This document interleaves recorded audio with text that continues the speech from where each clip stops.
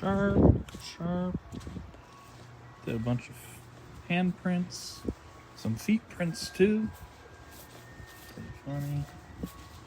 Turned out great. Nice thick pour, over 4 inches everywhere. There we go.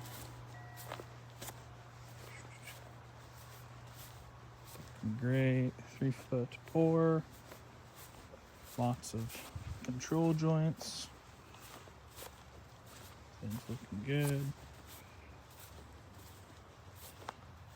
The client was really digging the footprints, and then the client stepped right there and cracked the edge off, but said it adds character, so there we go.